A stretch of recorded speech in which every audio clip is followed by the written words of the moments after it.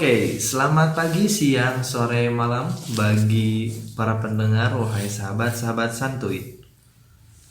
Kali ini secara umum kita akan membahas corona, tapi kita tidak akan membahas yang berat-berat, tapi kita akan membahas kondisi masyarakat saat ini dan bagaimana masyarakat merespon situasi krisis COVID-19 ini.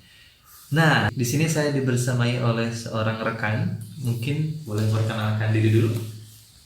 Ya, Assalamualaikum warahmatullahi wabarakatuh. Waalaikumsalam.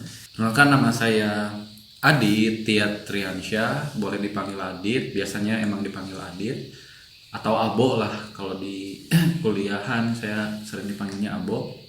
Saya sekarang kuliah semester 8 di Universitas Pajajaran, Fakultas Ilmu Sosial dan Ilmu Politik, atau mungkin lebih sering diplesetinnya mah Fakultas Ilmu Santet dan Ilmu Pelet. Oke. Itu plesetan ya. Visit. Oke. Ngomongin soal corona, pasti yang terlintas pertama kali itu kayak gimana pemerintah menerapkan lockdown, berapa korban yang sudah ada di Indonesia ataupun di luar negeri. Cuma sekarang saya sempat melihat beberapa video yang cukup viral di media sosial. Mungkin ini bisa dikatakan sebagai meme, di mana ketika Mekah ataupun negara sana yang sudah menerapkan lockdown seperti yang Mekah, terus Italia dan negara-negara lainnya. Namun ketika menyorot ke Indonesia masih terjadi kemacetan, dan ini menjadi suatu bahan candaan bagi orang-orang masyarakat Indonesia yang memperlihatkan bahwasanya Indonesia bahkan tidak takut terhadap hal seperti itu. Anda tanggapan Anda seperti apa? Nah, memang kalau melihat kecenderungan perilaku masyarakat Indonesia memang ya seperti itulah gitu kan. Jangankan corona yang memang dibilangnya corona yang memang udah menjadi pandemik, bahkan untuk sekelas ancaman yang di depan mata sekalipun, seperti contohnya waktu kasus bom Tamrin, ketika pada saat itu teroris atau pelaku itu masih berkeliaran di sana, tapi melihat warga Indonesia gitu kan, masyarakat Indonesia masih berkumpul di area yang memang udah dibuat perimeter oleh polisi, kemudian dan luar biasa lebih satunya ada orang-orang yang dagang yang memanfaatkan kesempatan tersebut gitu kan. Padahal itu adalah momen yang memang sangat-sangat riskan gitu kan. Teroris masih berkeliaran, bisa saja sewaktu-waktu meledakkan bomnya di mana saja atau melepaskan tembakan kemana saja random gitu kan. Tapi luar biasa masyarakat kita gitu kan. Ya ini entah karena keberaniannya atau memang karena kurang teredukasinya, tapi menurut saya 11-12 sih ya. Antara tidak teredukasi, belum teredukasi dan juga keberaniannya terlalu tinggi gitu kan. Tapi ini masih belum terlalu pasti, ini tidak absolut. Ini mungkin hanya pendapat kami berdua mengenai bagaimana situasi dari negara kita saat ini, khususnya dalam ini kasus corona. Selain itu ada lagi terkait kebijakan di lockdown di beberapa daerah. Itu kalau nggak salah malah membuat masyarakat Indonesia ini sebagiannya semakin gencar untuk pesan tiket mudik. Itu gimana itu ceritanya? Ya wajar sih sebenarnya mah, karena ya memang mudik itu kan udah menjadi istilahnya tradisi dan udah menjadi kewajiban gitu bagi orang-orang yang memang perantau kan, karena Pulau Jawa ini diisi oleh kebanyakan itu, apalagi ibu kota gitu ya, Jakarta, kebanyakan itu diisi oleh orang-orang perantau gitu yang justru dari luar Jakarta gitu kan. Bahkan bisa dilihat gitu kan, tahun kemarin pun ketika Lebaran tiba gitu kan, luar biasa kosongnya gitu Jakarta. Menurut saya ini yang unik. Ini loh yang unik itu. BNPB pada saat itu menetapkan Indonesia darurat corona itu sampai tanggal 29 Maret. Kemudian tiba-tiba di tengah pertengahan Maret itu BNPB ketika melihat adanya pelonjakan kasus COVID-19 ini di Indonesia, kemudian memperpanjang hingga 29 Mei yang artinya setelah Lebaran. Ya. Nah ini loh gitu kan yang harusnya terfikirkan secara logika dan rasional. Why gitu? Why? Kenapa ya BNPB memperpanjang sampai setelah Lebaran? Ya. Kenapa coba kira-kira?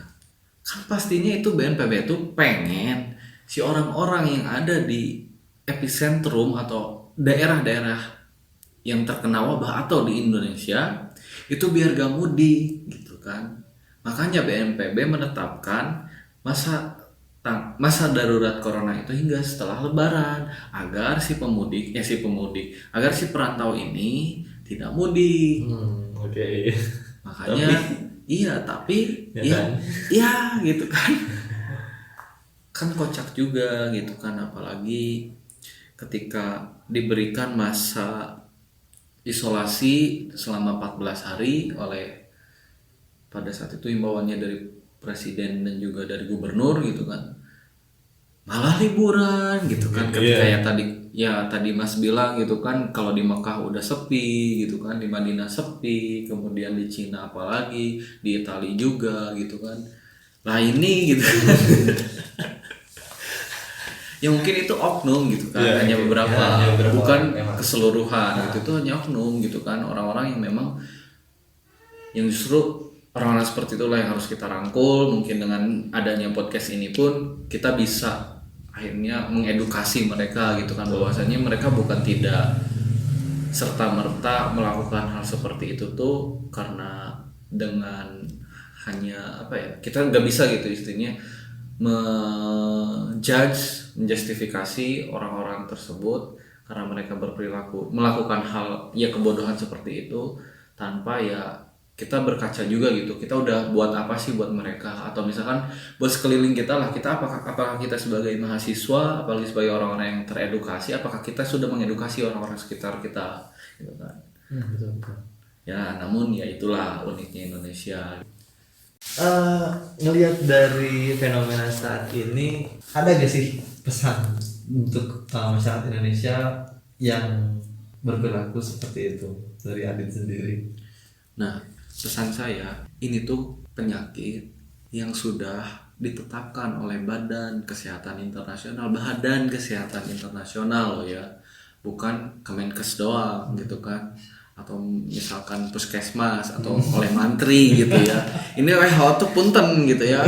Sorry, ini WHO tuh diisi oleh orang-orang profesor gitu kan, oleh ilmuwan-ilmuwan yang sudah terkemuka gitu, yang udah punya jurnal, udah punya penemuan gitu kan, bukan mantri gitu kan. Oke lah, kita gak apa-apa gak percaya kalau misalkan statement corona itu dinyatakan oleh seorang mantri gitu kan. Oke lah, wajar gitu jika misalkan kita masih belum percaya, tapi ini oleh WHO gitu kan, ini dijadikan pandemi yang artinya ini sudah sangat darurat wabah ini tuh. Jadi pesan saya yang paling penting adalah tolong taati pemerintah, jalani social distancing jika misalkan memang tidak bisa berdiam di rumah, atau misalkan masih ada kewajiban-kewajiban lain di luar gitu kan, seperti contohnya yang kerja serabutan lah istilahnya, freelancer lah gitu, yang mereka tidak bisa libur gitu kan, tidak bisa bekerja di rumah. Nah tolong social distancing terapkan gitu kan, karena ini corona gak main gitu kan, penyebarannya cepat gitu kan. Anda ngobrol hadap-hadapan pun bisa kena, Anda gak ngapa-ngapain pun cuman sentuhan doang kena gitu kan. Yang susah nanti siapa gitu kan, kalau udah kena kita susah, 2 minggu diisolasi gak bisa ketemu siapa-siapa, nyawa kita terancam. Jadi mohon gitu kan, terapi atau taati, laksanakan social distancing bagi orang-orang yang memang masih berkeliaran di luaran sana, yang masih melaksanakan kegiatan-kegiatan di luaran sana yang tidak bisa ditinggalkan. Kemudian untuk orang-orang yang memang bisa di rumah, ya udah di rumah aja nih. Tolong nih buat anak-anak sekolahan ya, kalian tuh bukan libur gitu. Please. Kok gue geram gitu ya ketika akhirnya Kang Emil atau Gubernur Jawa Barat ketika memberikan instruksi atau himbauan untuk sekolah di rumah gitu kan selama 2 minggu. Lah ini kok pada update di mall gitu kan. Pada update jalan-jalan gitu kan. wah gitu. Dikira tuh ini penyakit flu doang gitu, batuk doang lah. Flu sama batuk Panadol juga kok sedikit produk lagi. Maaf ya, sama obat warung juga bisa gitu kan. Lah ini corona gitu kan. Vaksinnya juga ilmuwan tuh sampai sekarang pusing gitu kan nemuin vaksin. Lu jangan nyusahin mereka gitu kan, makin pusing gitu kan. Jadi tolong gitu kan, nurut gitu. Toh ini gak selamanya. Kalau kata salah satu komika Bintang Emon gitu kan, ya lu gak main 2 minggu, lu gak main sekarang juga, itu tempat main lu gak akan berubah gitu kan. Lu gak main ke PVJ sekali, itu PVJ gak akan pindah gitu kan. Lu gak main ke Lembang, itu Lembang gak akan pindah jadi ke Tasik gitu kan, jadi ke Cileunyi gitu.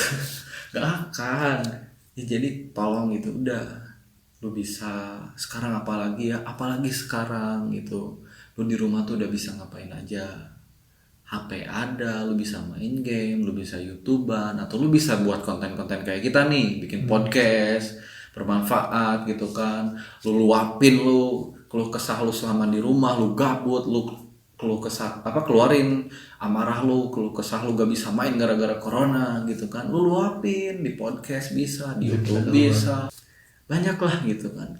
Apalagi khususnya untuk kaum rebahan gitu ya. Ini saatnya Anda menjadi pahlawan di Indonesia. Sadarkan orang-orang yang tidak bisa rebahan di sana, sadarkan orang-orang yang jarang rebahan di sana oleh kemampuan rebahan lu yang bisa berjam-jam gitu kan. Di sini saatnya lu kita atau masyarakat Indonesia yang memang menyukai atau pecinta rebahan gitu, ini saatnya kalian memberikan manfaat, menebar tips-tips cara rebahan kuat gitu. Tips-tips agar di rumah itu kuat seperti apa. Disinilah kita tempatnya. Iya, saat yang tepat gitu kalian untuk bermanfaat lah, daripada ketika sebelum corona kalian diam aja gitu kan. Ini saat yang tepat gitu.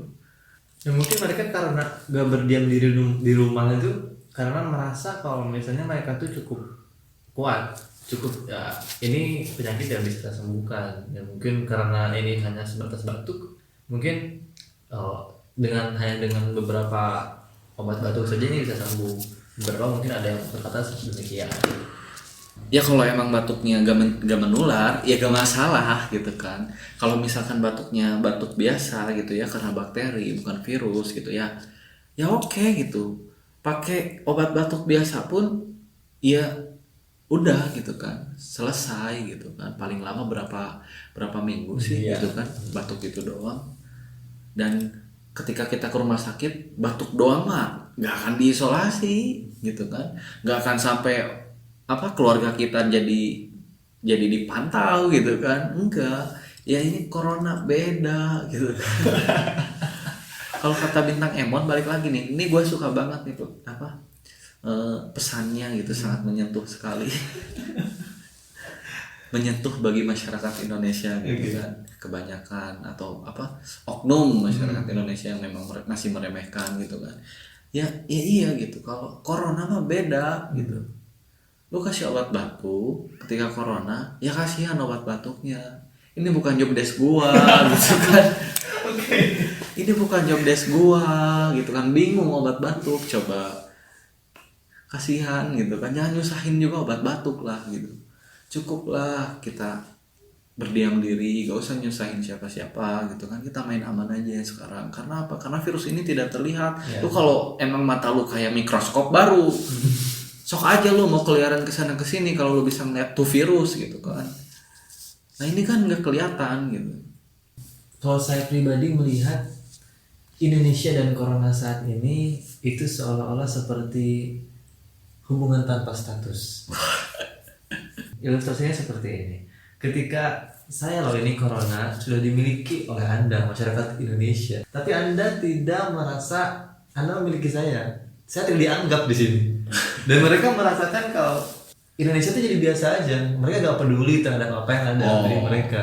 Jadi saya merasa kayak tidak ada harga diri. Iya, tidak ada harga diri di Indonesia. Mereka berhubungan tapi Indonesia gak menganggap gitu. Itu bukan hubungan tanpa status tapi cinta bertepuk sebelah tangan. Iya. Tidak dianggap. Tidak dianggap. Jadi corona sudah melakukan pendekatan atau PDKT tapi tidak direspon gitu kan. Nah ini yang bahaya. Saya yang kasihan sama corona. Iya, pasti ada yang tersakiti loh. Iya. Mungkin memang awalnya corona dianggap biasa saja gitu kan. Kesana bisa saja karma terjadi. Kita yang meremehkan atau kita yang tidak merespon, jadi kita yang terkena musibahnya, kita yang terkena dampaknya gitu kan. Ya seperti cinta lah, seperti itu kan. Aduh. Ketika kita tidak merespon orang yang tadinya sayang kepada kita, kemudian semakin berjalannya waktu, ketika dia sudah biasa saja, malah kita yang akhirnya kena imbasnya. Bisa kita dengan akhirnya disakiti oleh orang lain, atau misalkan kita akhirnya tersakiti juga ketika tidak merespon dia. Jadi intinya tetaplah di rumah, walaupun memang kita harus terpaksa keluar, kita ikuti arahan-arahan dari pemerintah, mereka yang sudah membantu kita untuk bisa menyelamatkan diri dari situasi seperti ini. Salah satunya adalah yang kebijakan social distancing. Menarik berbicara tentang social distancing. Di episode selanjutnya kita akan sedikit mengulas tentang social distancing yang katanya menjadi ancaman juga bagi kemanusiaan. Apakah itu benar? Kita nantikan di episode selanjutnya.